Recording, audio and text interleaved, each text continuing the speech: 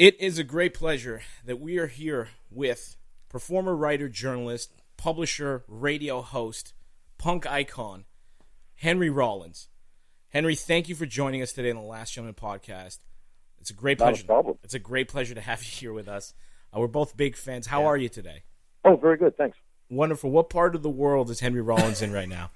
I'm in Los Angeles, Hollywood to be exact. It's beautiful. How's the weather? It's mild and slightly sunny and slightly overcast, which is rare in the city. Well, it's better than what we have right now in Canada. We're calling you from Canada right now, and a penguin is broken into my vehicle. Oh, I know. You guys are getting battered up there. Oh, sorry yeah. about that. It's actually colder in the North Pole than it is here with us right now. So, and that's I was told by a Canadian gal I know that a child wandered into the cold yesterday or the day before and died of exposure. Yeah, unfortunately, that was I think it was yesterday it happened. Just walked right outside the apartment door, and unfortunately they found her. I think it was 3 hours later, just a few hundred meters from the house. Right, that's rough. It is sad. Yeah, no, it's a tough go out here. I wanted to begin and just say that I really admire your work. I admire your work as a radio host. Mm-hmm. I also do radio myself, and in just following your career over the last few years on radio it's been incredible. What have you brought from punk rock to radio? Well, doing independent music, quite often you find yourself on a radio station, being a band on tour, and the kind of stations you're on, which I'm not putting any station in the pejorative, but it's a lot of college stations. Yeah. Which are way more open and freewheeling than your big, the whatever huge FM station. And so sometimes they say, hey, how about you come down to our station next week and take over for an hour? And, well, damn, okay. And that was an interesting proposition because I always had a lot of music and I always grew up on listening to radio, thinking I'd like to do that sometime. And so I would have the opportunity to do that with some frequency in the 80s. And about 30-some years ago, I did an interview at a place called KCRW. Mm-hmm. And I met the woman who interviewed me there, Deirdre O'Donoghue. I went in there late night for a pre-tape. And we ended up sitting in the station till almost 3 in the morning. Wow. Swapping music. I had a bunch of cassettes in my backpack. And she was like this small-boned, petite woman, and I was like this kind of tattooed maniac. And we became this very unlikely friends. There's an unlikely friendship, and everyone thought we were dating. But we weren't. We're just like pals, so we both loved music. And she had food, and I would, between tours, I would go and stay at her place for a few days at a time and go to KCRW and watch her do her radio show and learn, because she was one of the best DJs ever. And I'd watch how she would talk to the listeners and taste the music. And I learned to do radio by watching her. And 30-some years later, I have a job at that station. And I sit exactly where I sat with Deirdre, who sadly passed away in 2000, 2001. And it was always on my mind after doing, spending so many hours fascinated watching Deirdre and this amazing relationship she had with her listeners. And somewhere in the early 2000s, there was a great station in Los Angeles called Indie 103. And I was on tour when it started. But people would write me, said, man, there's this great station in L.A. Steve Jones and the Sex Pistols has a show. You should check him out. So I listened. And he's a great DJ, perfect taste in music. And then they called me. They said, hey, you want a job here? I went, I think I do. And I've been on the radio like full time ever since. Wow. Because Indie 103 is too good to last. I mean, you walk around there like, this is way too much fun. This is going to run out of steam, which sadly it did. And when it fell over, Jason Bentley, the music director at KCRW, emailed me like, hey, I heard your station went away. I'm like, yeah, rub it in, pal. He goes, well, I want to know if you might want to work here. I was like, wow, I sure and I've been there about 6 years now. And so radio is a huge thing for me in that I don't know how much you ever listen to my show, but it takes days to put that show together. I mean, I make a first draft of the songs, then there's a second draft. Then sometimes I just scrap it and start again because it's just not, there's something about it that's not feeling like it's homemade. And I do all the voice work at the office, and I do everything but glue it together in Pro Tools because I'm a relative Luddite and don't know how to do it. So I send it off to my engineer, and that's when I'm not doing it live. I just do it here at my office. There's a passion to your radio show, and I've listened to it a few times, and there's just an eclectic bit. There's such an eclectic bit of music in there that you won't hear anywhere else, and it really like kind of opened my eyes to new bands, new artists. I love the way it's put together. You have this passionate, like I'm a fan of your Black Flag days, and there's this passionate energy and this rawness to your performances on stage.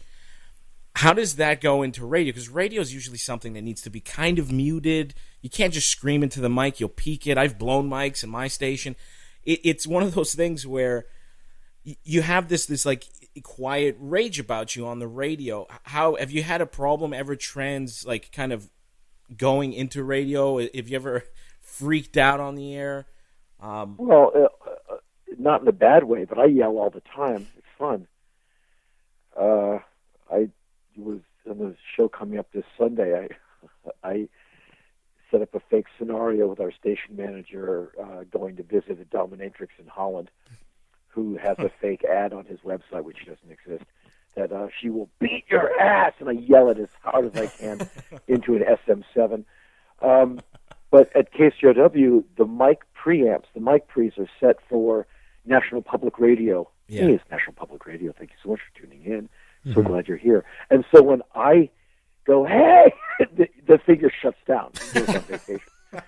And we've asked them several times, like, can you like reset those? Because when Henry comes in, they're like, no, we can't because it's in VR. And so for me, I think radio needs to be woke up.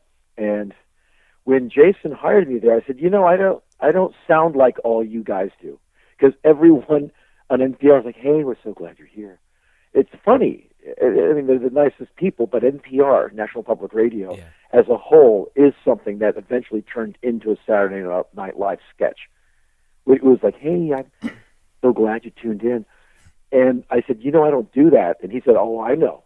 That's why I want you here. We need a little contrast. And I was so contrasty, they took me from Saturday night and they stuck me on Sunday from 8 to 10. So I think they kind of bundled me away and put me in a safe place where I can't do too much damage. Yeah. And so I think Sunday nights from 8 to 10, now they feel safe having me on the show, on their station. Like, okay, Sunday night at 8 p.m., that's safe because won't be enough people to listen to him for him to like break anything in the store. So I think radio should be exciting and compelling to where you can't wait to listen to whatever that person is going to lay on you that week. And if I had to do this every day, I don't know if I could deliver the show that I do as far as content, in that it would be a different metabolism. And it would be all I would do to be able to deliver a show with that density and the quality of music 5 days a week. I don't know. I'd have to have an assistant, like someone who's just gathering and kind of helping me put stuff together. Because as it is, I just throw it in with all the other things that I do. And I do a lot of different stuff. I pull a 7-day week. I work straight through the weekends. Your radio career basically started over a love of physical music then. You brought physical music to the station in the form of records. And now that's gone, and it's unfortunate that it's gone. Physical music stores are gone. There's records are hard to come by. Where do you think radio's going? Do you think radio, something like traditional FM, AM radio, something that will fall along the wayside like physical music has? Well, I think it's going to change in that I pay some attention to terrestrial radio, in that it's not really my industry, in that I have a little show on KCRW, but I don't consider myself part of the radio industry, and it's not where I derive any real meaningful income. I mean, it's NPR. Trust me, the paycheck is, it's not glorious. Yeah. And so it's not my career. There are people who their lives, their livelihoods are on radio, it's such a cruel business. Like in America, you'll have, like, I live in Los Angeles, which is a hopey, changey, Obama-loving city. Yeah. There is no left-wing or liberal or progressive talk radio. There was one station. It got eaten by a bigger company. It's all Rush Limbaugh and Fox News hosts. Wow. Like, you can't find them on 3 or 4 other stations in L.A., which you can. And all of these people who had full-time jobs, I don't know what they're doing now. And so I think podcasting, radio that you find online, something that you can listen to on your tablet on demand, on iTunes or what have you, any of these platforms, Stitcher, whatever it is. I am so sorry I don't know more about it. I think that is going to give terrestrial radio, AM, FM, the run for its money that the HBOs, Showtimes, and Netflixes of the world has given to, in America, like NBC, ABC, where certainly it'll be around, but your Sirius radios and all of that is, I think, going to eventually rule the day. Yeah. And I think radio hosts, unless you're Rush Limbaugh, where you're heavily financed, I think a lot of them are going to lose. It won't be a full-time job. It won't be something that you can pay your mortgage with. Because I've seen so many huge radio people in America all of a sudden go from, hey, I got a big job and I'm loving life, to, wow, I'm going to start doing a podcast that you can subscribe to. And those people, I pay money now, yearly subscription to listen to the radio show that I used to listen to by turning on the radio in my kitchen. Yeah. And I now pay $80 a year to hear that guy because I support him. Wow. So I think things are changing in all of that, where it's rewarding. I have a podcast. You have a podcast. It's rewarding the small guys who are innovative, who can figure out something on the internet and get it together. Your AM/FM is kind of the dinosaur that still has so much momentum of so many decades, like over a century maybe at this point, to where it's going to take it a while to fall to the ground. But I think it's going away.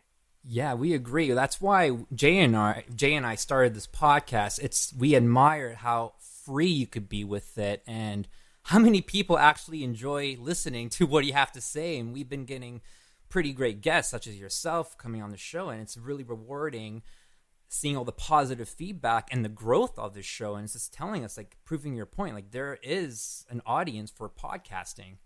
Absolutely. The woman who bosses me around at my office, Heidi, she always has the good ideas. And she said, we need to start doing a podcast. I said, who? She said, you and me. I said, well, I'm going to have to get a different Apogee M box. So I got a different one with 2 mic inputs.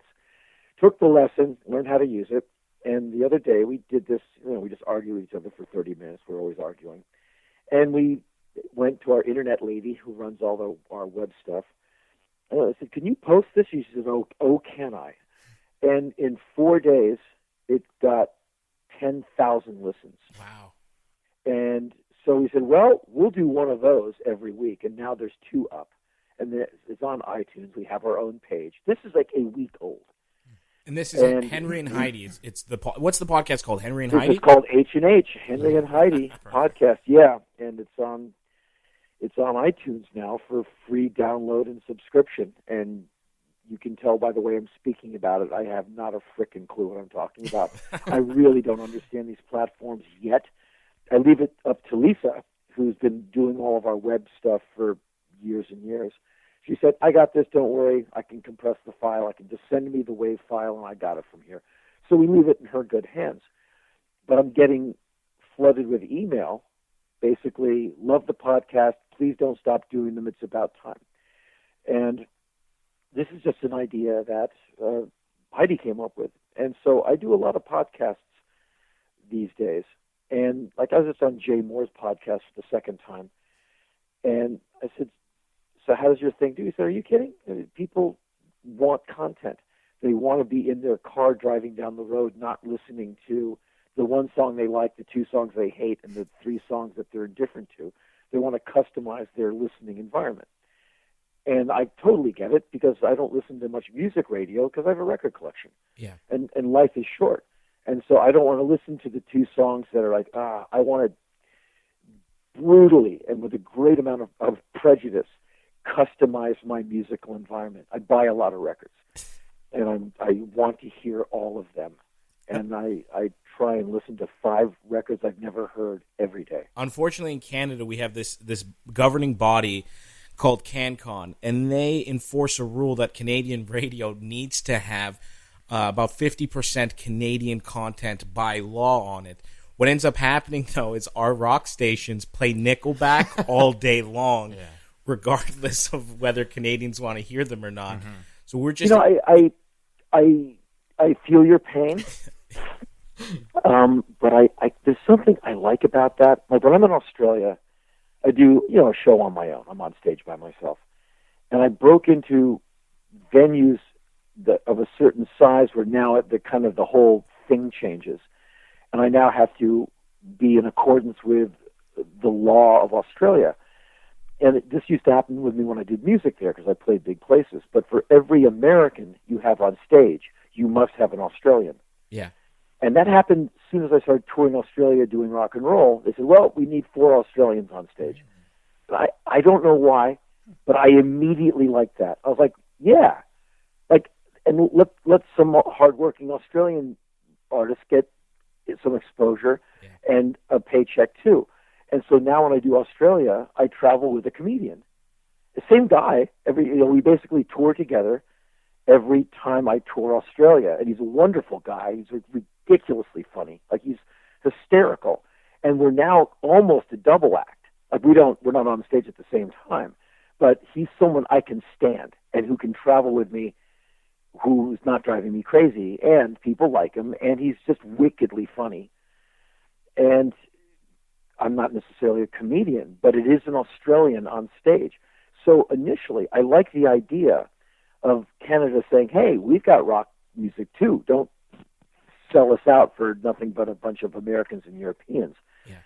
But it's too bad because it kind of keeps you away from maybe some more interesting eclectic fare.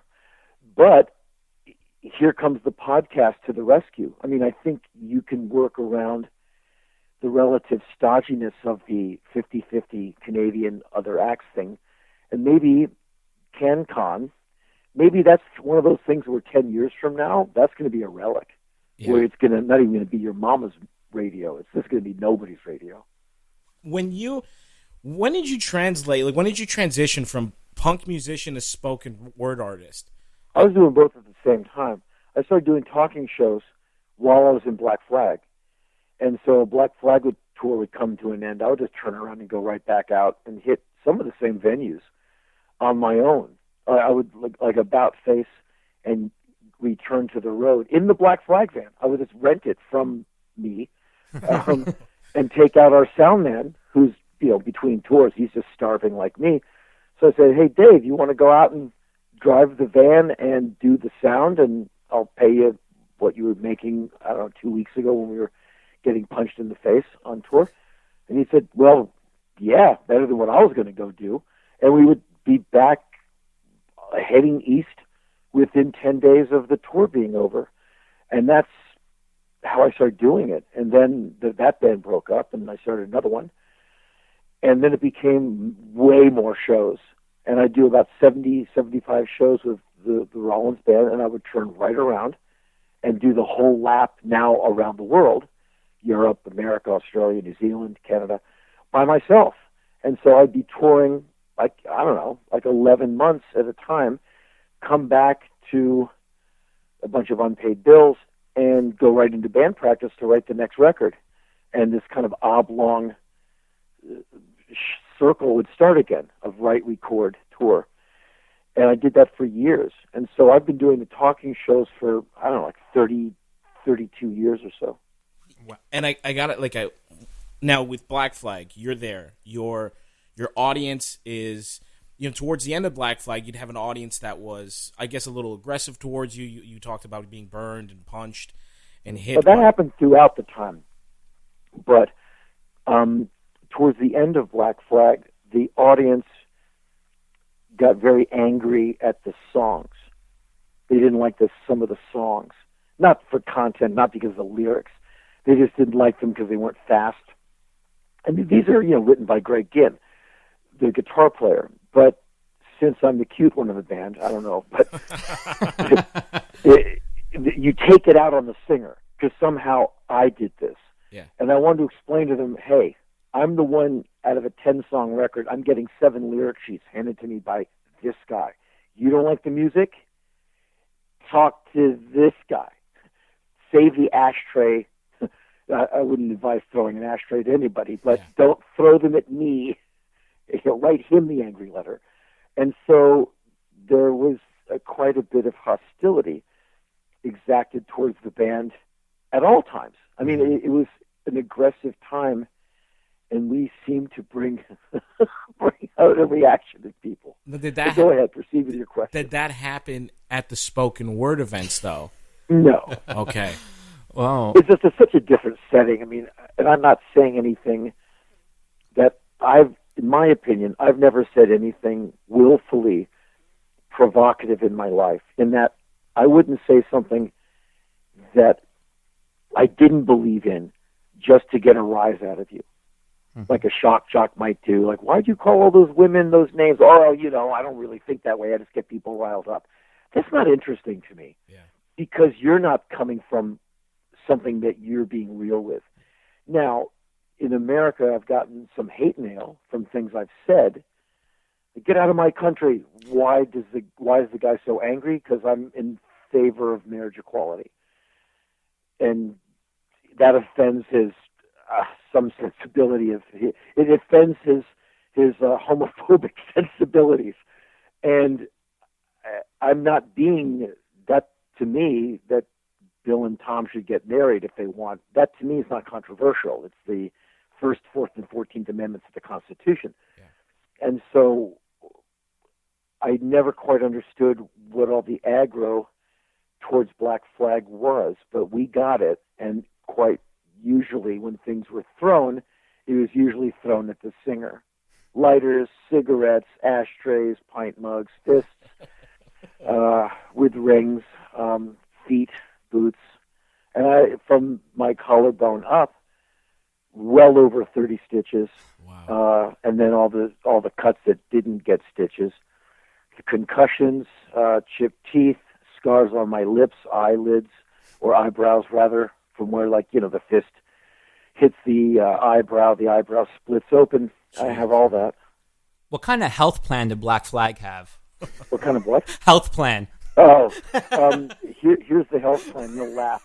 After the singer gets cut, his head split open in a garish gash, take him to the clinic where you hang around with people who are actually handcuffed to a bench because they're about to go to jail after they get stitched up. Atlanta.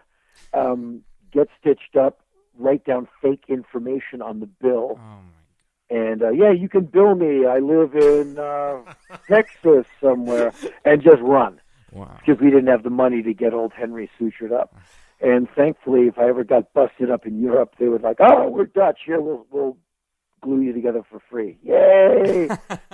and so it was a series of, do you think you can get by without that getting stitched up? Yeah, I'll be all right. Or, okay, I'm in and I'm out of here. And who knows who will get the bill. Because of the address, I just winged it. Wow. Yeah. So, Henry, I also got to ask, so you've been part of the music business for decades now and seen many transformations happen from how music's delivered to people all over the world and new styles and genres arising. I got to ask, what's your take on the state of music today with stuff like piracy, artists using auto-tune, lip-singing at live shows, the whole Stitcher controversy with Taylor Swift? Where do you stand on everything, on the state of music today? Well, I don't have any particular static position because you just brought up a bunch of different things. Mm-hmm. I think the internet and music, there's good parts and bad parts. The bad, every record I've ever done, every DVD I've ever done, every spoken word record I've ever done is for free download on the internet. That was not me doing that. So if you want to listen to all my hard work and not pay me anything, which I will divide with my bandmates, and these are people who could use a paycheck, you can do that. And so you can treat me like a lot of record companies have treated me. Like, you can be another one of those people who I don't have the most favorable opinion of. You now have access to do that. So that's a downside. The upside is there's a Bandcamp page for some small band. And someone writes me and goes, hey, man, you should check out this band. And I go to the Bandcamp page. I can listen to the entire record for free. I like the record, and I'm a do-good type. So what do? I actually buy the record. And so the internet and free access to music, because of that, I have purchased I don't know how many records now because you let me listen to some of your songs. I liked them, and I bought the LP, which lets me download the FLAC file, which allows me to put it on my radio show and put it in my iPod so I can go forth and travel. And so that has been responsible for me, one human, connecting and purchasing and enjoying hours and hours of music. So that's an upside. As far as things like piracy, well, you're going to have bad actors in anything you do. You can have anything benevolent. Someone's going to find a way to rip you off. You can do anything for free. Eventually, someone will find a way to monetize it. I mean, that's the world. And that's predatory capitalism, and that's the human element. Humans start wars. Abraham Lincoln couldn't stop them. Martin Luther King couldn't cure racism. Bob Marley couldn't stop a war with a song. So humans are going to do what they're going to do. So whenever there's any kind of technological advancement, get ready for new things in your life. Hacking, whatever, your credit card information gets taken, your identity gets stolen. On the same internet that you get to do all your cool stuff, like what we're doing right now. Yeah. And so you have to share the good with the bad and, be careful and not be a jerk. There's other language I could use. As far as auto-tuning, if you ever want to hear the best stories in rock and roll, become friends with engineers. Forget the producers. The engineers know everything. They know everyone's dirty laundry because they're the ones doing the auto-tuning, the snare hit moving. There's things I could tell you that you wouldn't be surprised, but you'd go, oh, him too? There's one I will tell you because the guy just went off. I was in a studio at one point doing something, and I see these two bedraggled men, and they're like, hey, you're Henry Rollins, cool. I'm like, why do you look like you've been up for 5 years without sleep? I'm like, oh, we're working on the Metallica Binge and Purge box. And I said, oh, what's that? And they explained what it was going to be. It came out like a year later, and I'm sure you and your listeners are fairly aware of it. Like it's a lunchbox structure with like 8 million hours of Metallica shoved in it, and then a T-shirt and a thermos and a golf club set or whatever Lars has chosen to force feed you. And I said, so what's the problem? Like, the drummer, he's like all over the place, so we have to take every song, move the snare, drop it into the beat. Then the bass player's running all over stage, hitting bum notes. So we have to take a note where he did hit it right, drop it into place, and rebuild the rhythm section of every song. Wow. Like frames at a time. Wow. Like we're in here just trying to reconstruct their live concerts so it sounds listenable. I go, how many minutes do you get a day, or how many hours? Like hours a day, like hours. We're trying to get like a verse done before lunch. Oh wow! And they were just miserable. And so, by the time the punter buys the Binge and Purge box, what he or she is hearing is nothing like what the band gave you. and I've seen Metallica, and I think they're a very powerful live band. But maybe that's part of the live experience, is the fact that the drummer's all over the place and the bass player, who, he's only trying to put on a good show, but he has to run up the stairway and fire and all the stuff they have on stage. There's lots to do while you're playing a song now for a big stage. And so he had to get his workout in, so he's panting and he's blowing notes. Maybe that should just be part of the Metallica live CD experience of, what the hell are these guys doing? Well, son, you had to be there. Wow. But repair, auto-tuning and all of that goes on in almost anything you're going to hear on your normal FM, like your Kelly Clarksons and all of that. There's usually something is being done with pitch, with quantizing the beats so it cuts better for radio. It is what it is. It's why those are records that usually hold no appeal. Because since I've made so many records, I can tell when something's been pitched, edited, smoothed out. I can listen to a song and go, wait a minute, that's a snare sample. You're using the same snare roll from the verse to that bridge. Ooh. And that's just kind of sort of how some records are made. But thankfully, there's a whole bunch of people who would say, oh, no, never. And big bands, too, who don't use any of that. Like AC/DC, they reject all of that technology. Like it's in their manifesto. They will not do that. And I've actually watched them record. It's a beautiful thing. It's an amazing thing to watch. You've been in the studio when AC/DC was laying down tracks? Yeah, 2 nights. It was fascinating. Rick Rubin was producing him, and he called me. He goes, hey, you want to come watch AC/DC work? And I was like, pulled up. And it was like the hair stands up on your arms. I mean, it's a real band making a real record.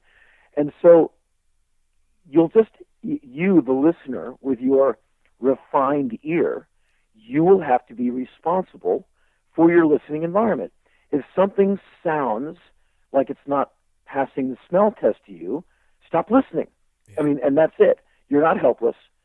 If you're listening to this podcast, you're not helpless. You're smart enough to have gotten this far. If you hear something that stinks, I come from the idea of you have so many options as far as a listener to listen to music that is truly gorgeous and fantastic that you have no excuse to complain. And every once in a while, I get some whining email. Music sucks now, man. It's all American Idol, a show I've never seen. And so, there's no good music anymore. Really? There's 2 hours of good music a week on my show. Yeah. In fact, there's so many good records I'm buying that are being made right now. I don't have time to barely keep up to listen to all of them. And like Ty Segall, I don't know if you ever heard of Ty Segall. Yeah. Ty's a great American recording artist. Ty has put out like 4 or 5 records since like August of last year. Wow. I saw him play the other night. He destroyed me. He has a few different bands. It was his band Fuzz, where he plays drums. And then who goes on after him? The OCs. That's one of the best bands I have ever seen in my life, the OCs. I have all the records. There's not a single bad record John Dwyer's ever done. And live, I've never seen him live, which I don't know why. I'm just never around when the man is playing. And the OC's about to go on stage, and people recognize me. They're coming up. I'm the oldest person in the building. Yeah. Like, oh, look, it's old man Rollins. Like, hey, what are you doing here? I said, well, I'm a fan of the OCs. Have you ever seen him play? No. And then I said, oh, man, are you in for a treat? And they started playing. I thought my body was going to fly and bounce off every wall in the building. There's so many good gigs happening just in L.A. on any weekend.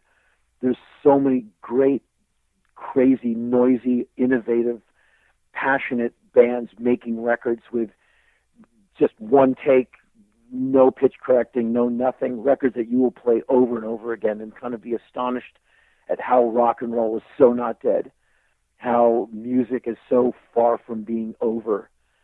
But then you can listen to other stations and or be around people, and they're just burned out. And music sucks because and that's just a guy having a bad day because it's no longer him. Yeah. or he's just a guy who looks like me, some old dude trying to play his 30-year-old songs on stage and wondering why people just laugh. The scene we're getting over here now in Toronto especially is it's a constant barrage of people going, well, the music industry's dead, there's no money in it. And out of that is coming these fucking incredibly hardworking bands that are working 2 jobs, putting together great albums, touring constantly, putting everything on the line. And there's almost an urgency I'm seeing now where people are like fighting to make it work because everyone's telling them the road is been paved over, is right, gone. Well, dig this. Check out this idea.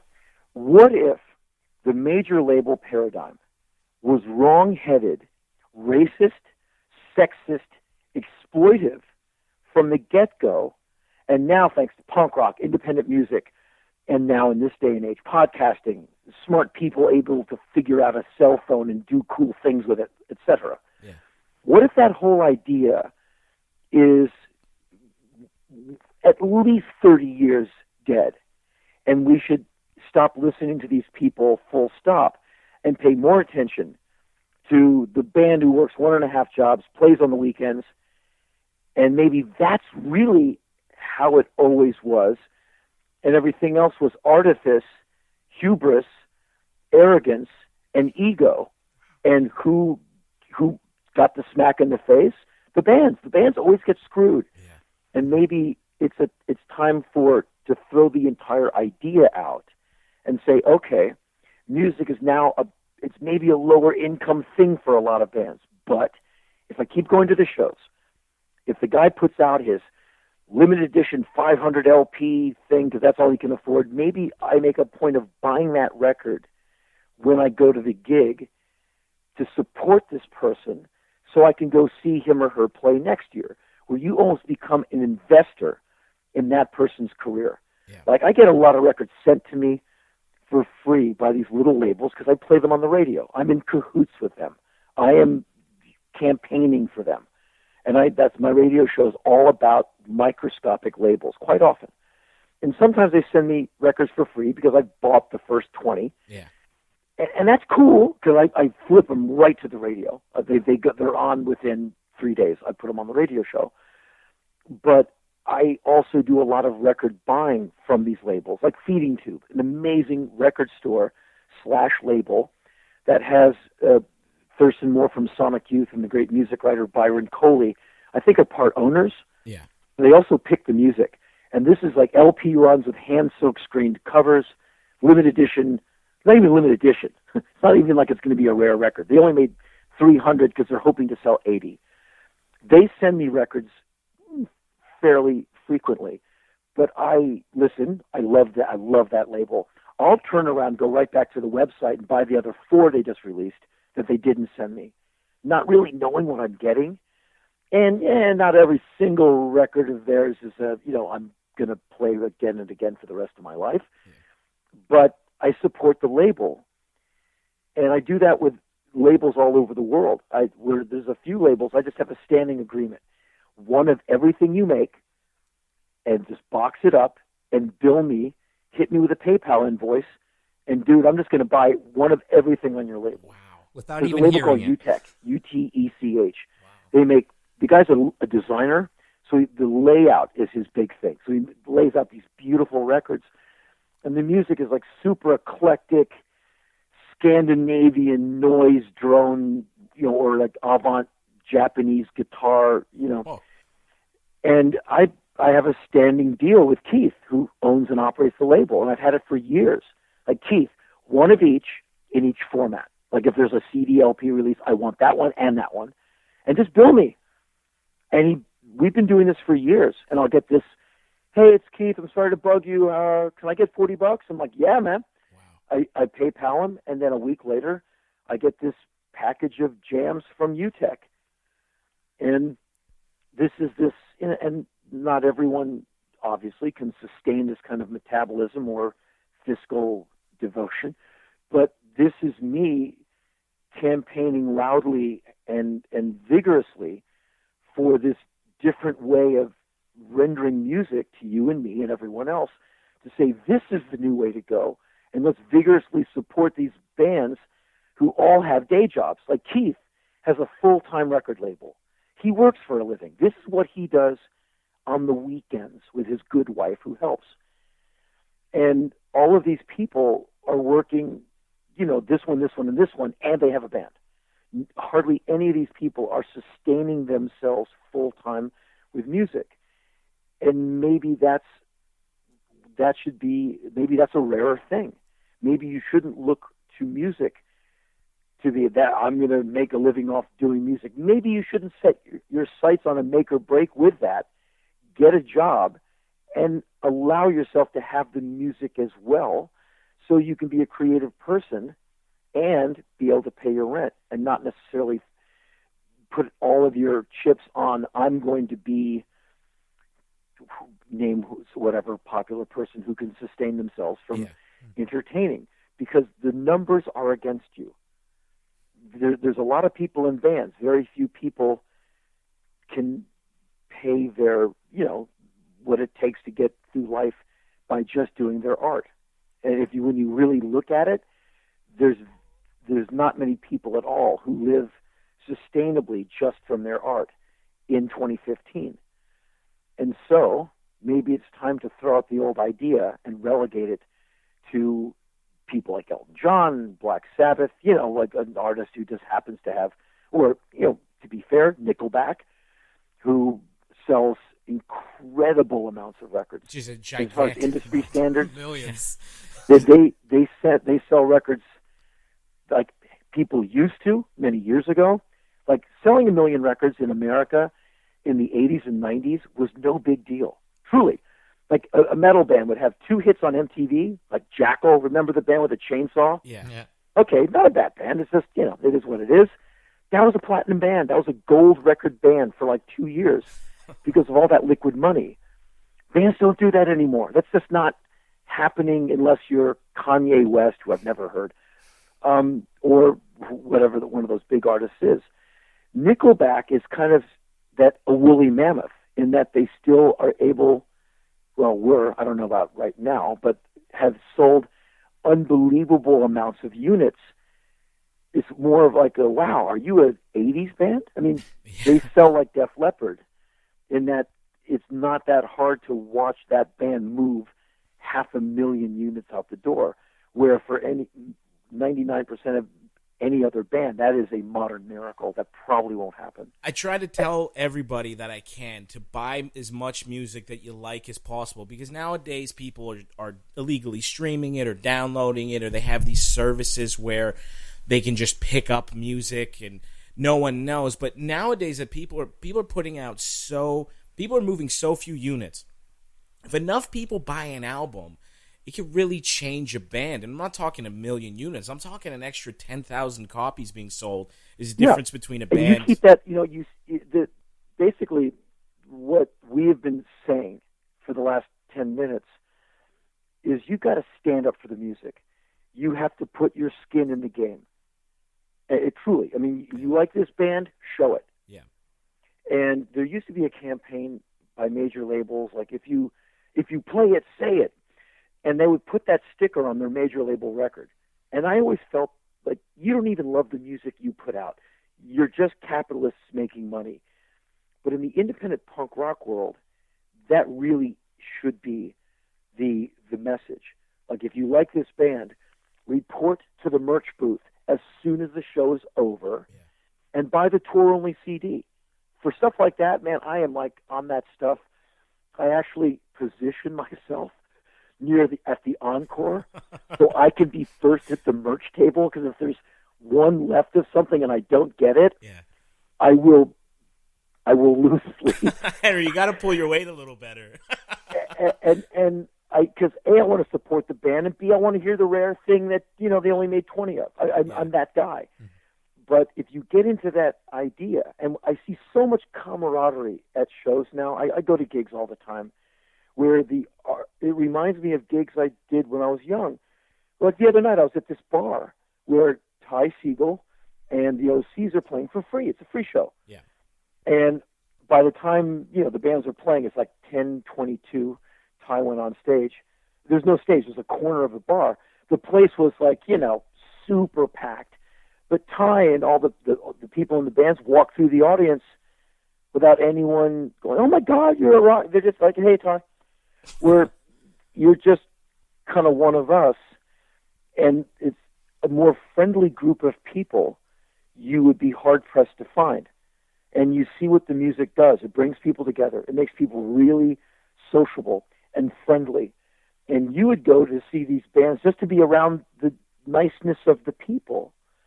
I mean, it's such a good scene. It's so not getting beat up. It's so anti-war. There's gay people freely being gay. It's such an environment of like, just come as you are. Just leave the aggro for like the people stuck in traffic. And that to me is what the music is saying and what the ethic should be. Like, you want more of this? Keep these people fed so they can keep writing songs. And if enough people do that, you allow the music and cultures to sustain. And it's going to be a lot harder to perpetrate a war on a bunch of people like Iraq in America if more people are going to gigs and just going, "No, I see the good in people. I'm not going along with this fake war," as America ramps up to go back to Iraq. But and perhaps my sentiment is a bit naive and hopey-changey, but I think this is the power of all of this. And I'm so happy that the major labels are falling down. Like, these labels are truly having some of the worst years of their lives because of so many years where they just basically put out mediocre records by bands that weren't ready yet. They hydroponically grew music. Like, make another record. Well, we just finished this record. Make another one in 6 months. We don't have any songs. Do it anyway. So the next record sucks because the band wasn't ready, because you picked them green off the vine, and the band gets dropped. Yeah, it kind of goes back to that saying that, you have your entire life to write your first record, but only 6 months to write your second. Right. Yeah. And guess what? That's why there's so many of those sophomore slump records. Yeah. Because the record company said, "Go, go, go. Like, this is art, man. Mm-hmm. This isn't beef. We're not making, you know what I mean? This isn't a textile. Yeah. We're not making pants or floor tile. You're making something like, the guy's got to break up with a chick so we can write the B side of the record. Don't you get it?" I mean, you gotta, and there were some A&R people that really understood that, and that's why you had an A&R person, because the head of the label, the big guy is saying, "We need another record." The A&R goes, "Dude, don't worry, I'm going to get it for you." But he's meditating right now. He gets his music in his dreams. We got to let him sleep just a little longer. You had someone, your art-concerned person, running interference from the asshole at the top who just sees money. And finally, the thing started to fail. In the 2000s, the thing started failing. And people started getting laid off, which sucks. Yeah. But the machine started to fail because the idea finally started to fall apart. And that's when so many bands started having their own labels. Like that band I just been telling you about, the OCs. Yeah. It's the main guy in the band is John Dwyer. John owns a label that I love called Castleface. And one of those things where his promo guy sends me CDs of everything, but I go to the website and buy the vinyl of all of it. And so I get some for the radio, but then I buy some to keep the label going. And the vinyl is obviously the preferred choice anyway. But John puts out his own records, which are stunning, and he puts out so many cool little bands. And there's so many, and he's a good man. I mean, he's not ripping off anybody. And there's so many people who've been there, done that, who come from the trenches of music, who are now starting labels. And trust me, they're not going to rip off a band. They might miss a payment because they're incompetent, which is okay. But there will be no willful malice because they've been ripped off. And they understand the smell of a van after 3 months. And so they're not going to injure the band that they signed. And so the power is now moving in a much more useful and benevolent direction. You must reward the hard work of all these people who snatched victory, the music, from the jaws of defeat, the major labels. And you must reward that by buying that record, by going to that show. It's kind of and crazy. If the band needs a place to stay, I don't know how many times I've put bands up at my place, as I would sleep on other people's floors back in the 80s. Yeah. When I finally got a home of my own, I put bands up. It's kind of crazy. You have these pirates basically have come and scavenged and destroyed the music industry, but because of that, I think everything's going to be punk rock essentially in 20 years, or at least have the spirit of punk rock. I could not agree more. Mm-hmm. I think you've very succinctly just summed it up, because that to me is punk rock. Yeah. That's what I watched Ian MacKaye build and start Discord Records on his mother's kitchen table. I was there for that. And I don't know if you know who that is, but Minor Threat, Fugazi, that's Ian MacKaye, and that's his label Discord. And I watched him say, I'm going to make a record with my band. I'm like, you're going to go into a studio? I mean, we didn't even know where to go. And he figured it out, and he did it. Mm-hmm. And I was there. I watched him build Discord. And it's informed pretty much every move I've ever made as a label owner myself, was watching Ian when I was like a senior in high school or something. Wow. That's great to hear, actually, because I actually have a friend of mine that was in a band about a decade ago, and they got signed by a major label, and they got their signing deal, which I think each one of them got about, I think it was $150,000 or around there. I'm not 100% sure what the figure was. Cool. They got a loan. That's exactly what I was getting to. And money. long story short, the label paid to make a music video.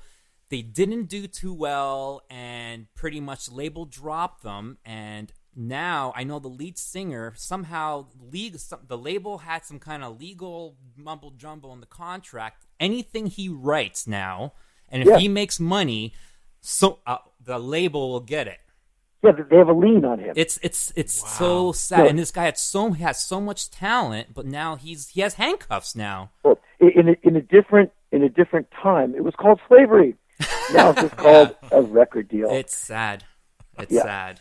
I'd be remiss if I didn't ask you this one question. I know we're going over time, but there's a thing about you that I've listened to you talk in your spoken word performances, your other interviews, where you talk about how anger and rage to a certain point has kind of driven you in everything you pursue.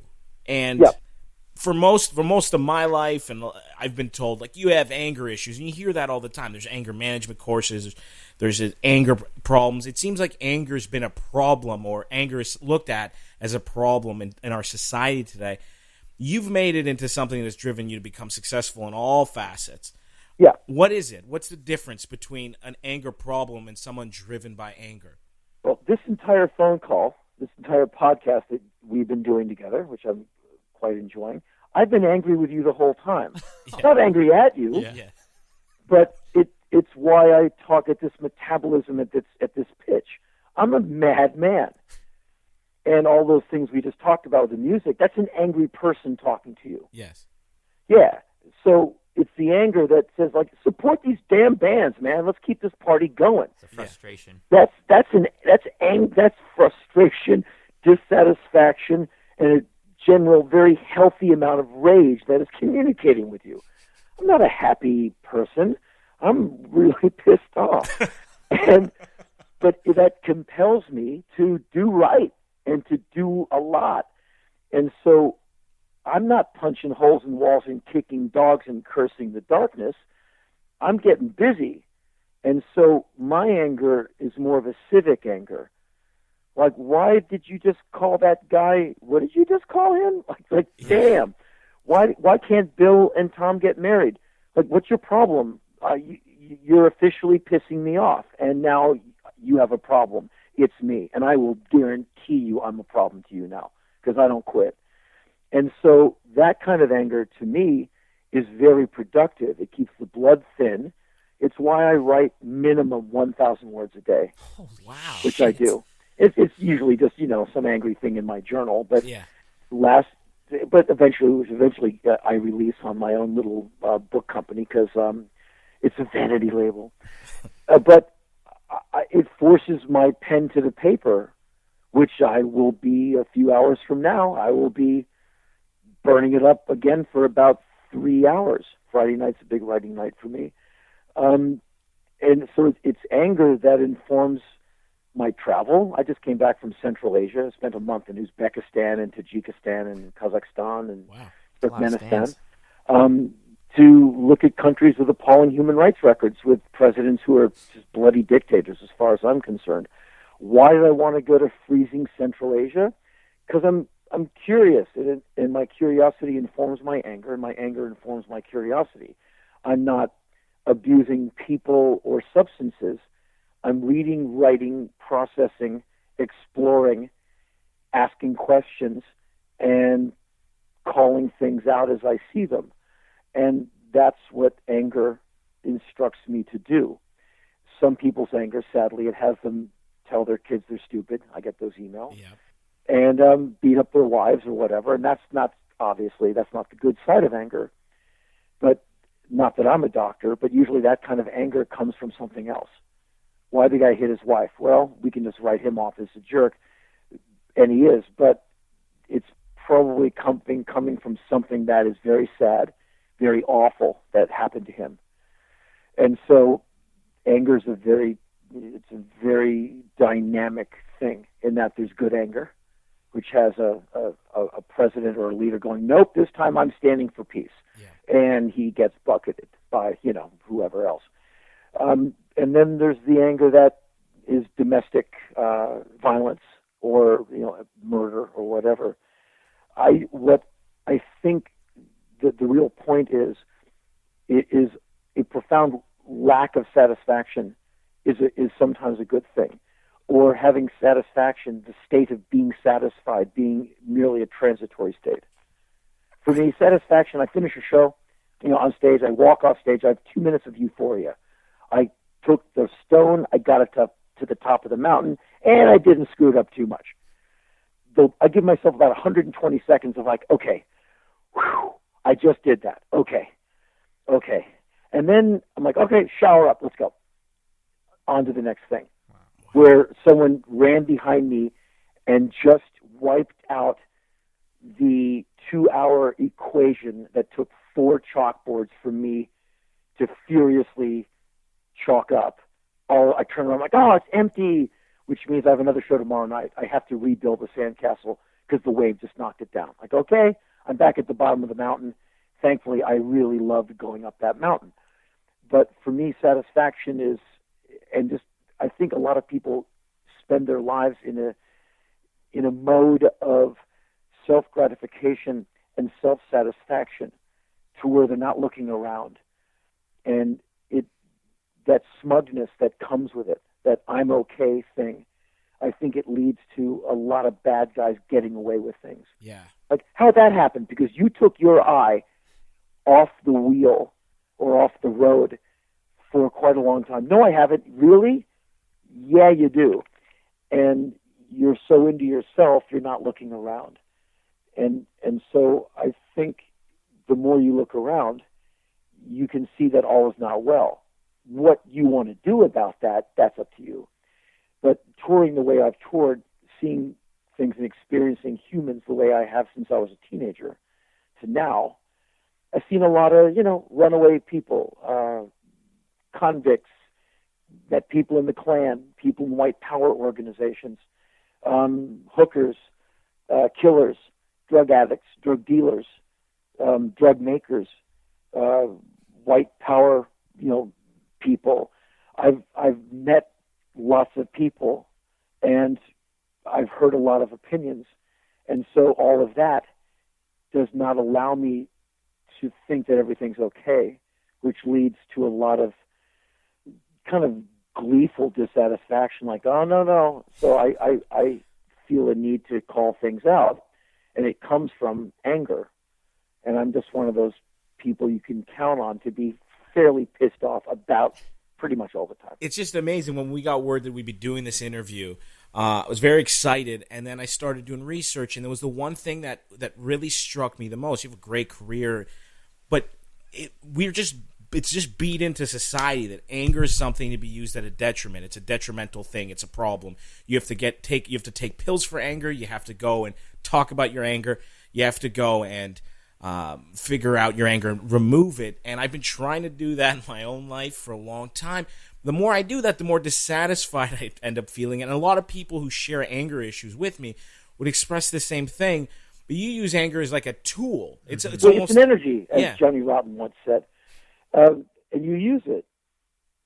And you use it. You can use it for good or bad. What you're into, but if you're interested in girls or guys or whatever, once you lock on someone, boy, I want to ask that person out or whatever. All of a sudden, you get fired up. Yeah. Like, okay, I'm doing some push-ups this morning.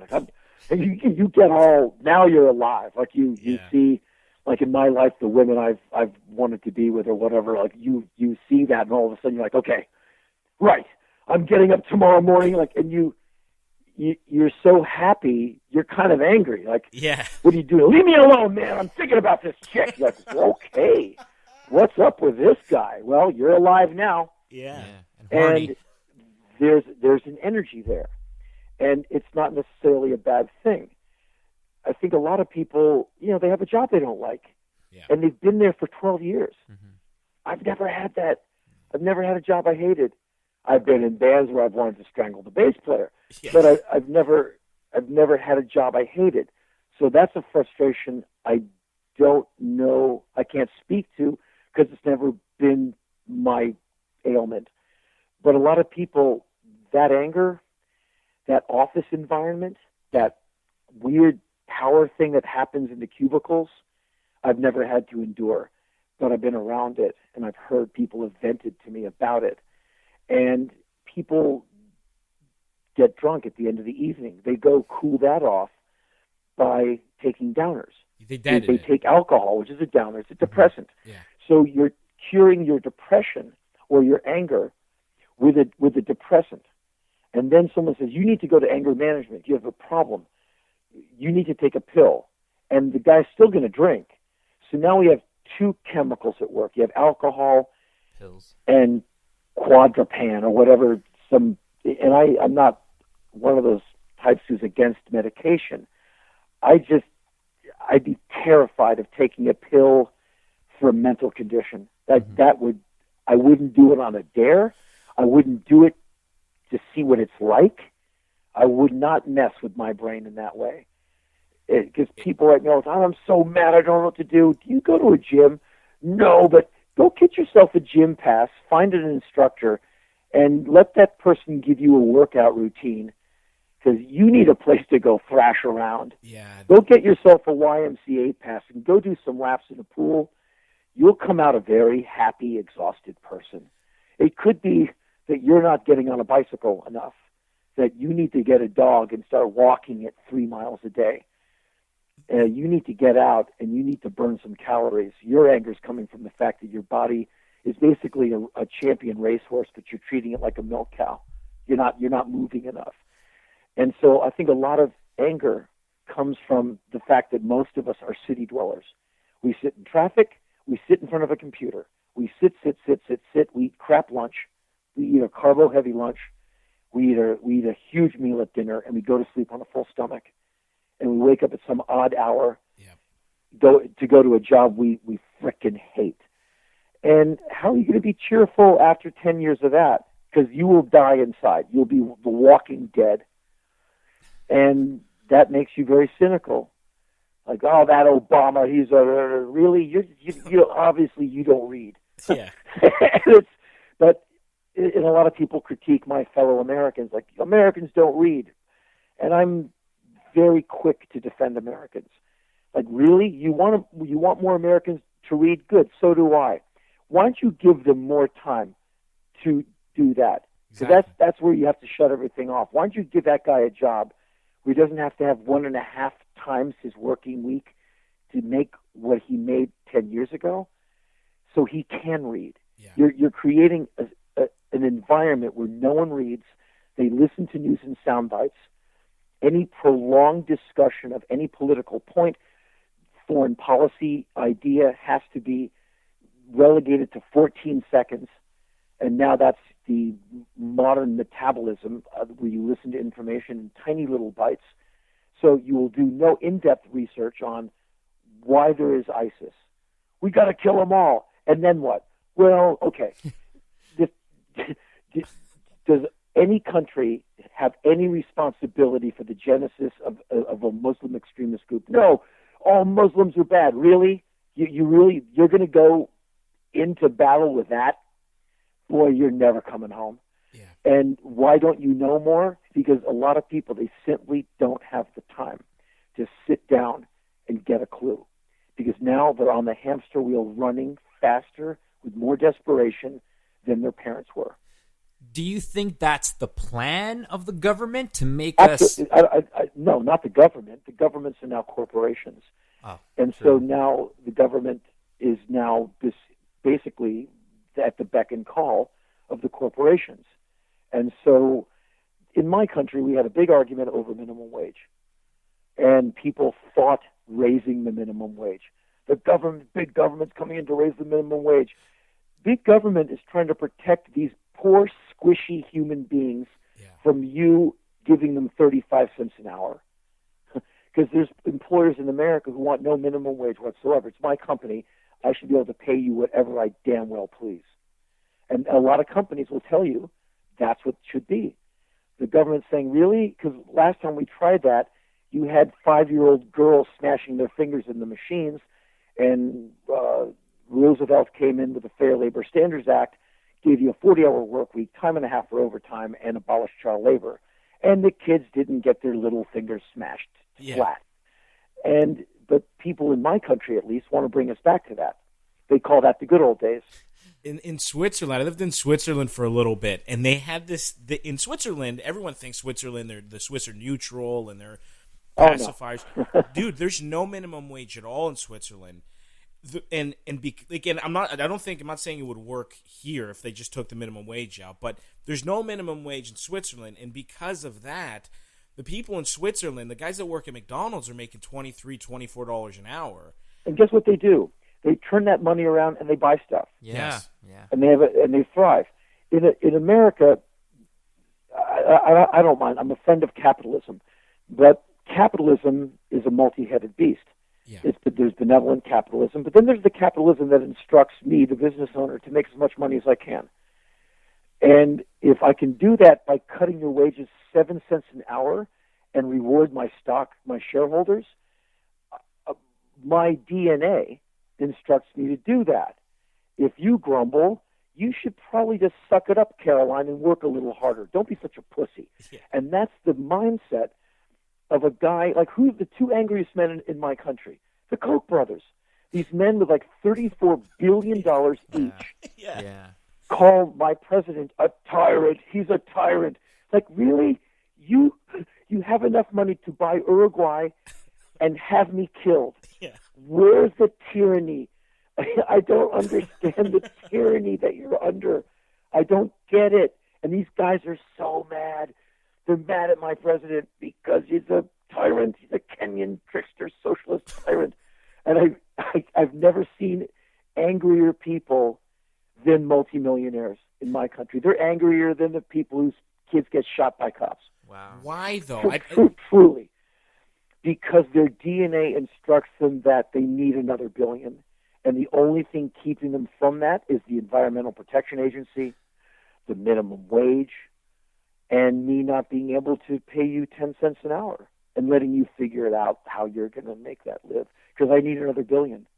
Why? Because shut up. I need to have it. Yeah. And I don't understand that kind of Terminator mentality. And when I've written about it in the LA Weekly, I get bucketed with email, which has some pretty choice language. You're like, were you communist? Well, I know I'm not because I know the definition of communism. Do you know the definition of communism? No need to write me back and tell me that you don't need to know the definition because I know you don't. So you live in a world where capitalism is often predatory. And who gets chewed up in the teeth of that? Well, a lot of people are probably friends of yours. And for people who endure their country. I come from a predatory country. I learned that when I was 23. I saw America for what it was. I said, okay, great place. But it's a place that you can go broke in, you can go hungry in, and you can have a really miserable, awful time in. So you better be very careful. Don't ingest the poison. Don't eat the fast food. Don't do the heroin. Don't do the meth or the booze, the tobacco. It's all there to slow you down, make you mediocre, infinitely arrestable, and foreclosable. We'll get your house. We'll put you in jail because the taxpayers pay for the jail. And if I sell prison uniforms, I'm making money. And the only time I'm having a bad day is when prisons start emptying. And in my long-held policy of I'd like to empty prisons by filling schools, and by filling the schools, you empty the prisons. It takes a few generations, but it will work. But the people who build and maintain prisons, their only problem is a drop in crime. So you make crime easier to perpetrate. Yes. You make the highway to incarceration wider and more slippery. And now in my country, we arrest high school kids for being truant. Cutting class is now arrestable. Wow. And we get that 10th grader into the system. He is very likely to perpetrate again. And then we got him for 7 years. That's 7 years of food, 7 years of water, electricity, which is private corporations. And when you want to call your mom, that's a private phone company that charges you $15 for 7 minutes. I've never even thought of it that way. It's kind of gross. It's a prison industrial complex. So it's a grift, to be succinct. It's a grift, and you're getting played. And people get played all the time because they don't think that they're getting played all the time. And the more you realize you're getting played all the time, you won't get played nearly as much of the time. I recently got a seatbelt ticket, and I was driving. I was just left my work. I left the radio station, and I'm driving, and it just pulled over right away. Didn't have the seatbelt on.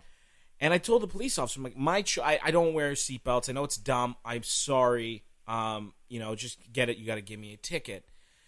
We had an argument. No, I'm you got to tell me why you won't wear the seatbelt over and over again. I started realizing this is something that, like, now I've broken the law. I've broken the law from a personal choice that doesn't hurt anybody but myself. Now I have a ticket, and now I'm in this system, even though what I did was basically nothing. It shouldn't be. When you're breaking laws, doing something that you're not even thinking about, it's not even a conscious. I just was in a rush. I didn't even think to put my seatbelt on. You're breaking these laws. You're in the system, and it starts to build up. And I can imagine how a kid who gets his first, gets arrested for having a dime bag on him or something. Yeah, for smoking a joint with a pretty girl. He's in the system. He's now going to be a customer of the prison industrial complex. And this is dollars and cents. This is how some people, the prison system in America is a multi-billion-dollar profit or driven organization. We have more incarcerated people than any other country in the world. Why? It's good business. Yeah. It's not my business, but it's good business for some people. It's why we keep starting wars. It's because Lockheed Martin gets multi-billion-dollar contracts. If you have stock in that stuff, you're laughing. And you're kind of sort of wanting to sell some arms to some people, and you hope they use them because then they'll need to buy more. And then you really hope they shoot one at an American because then the big money comes in because America will put 30,000 or 40,000 people back in Iraq, which is, I think, on the board. Yep. And all those people are going to make, like, paydays that you don't even believe. Like, you can't believe someone is going to cash a check the size of one guy is going to cash a check for, like, how much did he just make off that deal? Like, unbelievable. Money he'll never spend in his lifetime. His kids won't be able to spend it.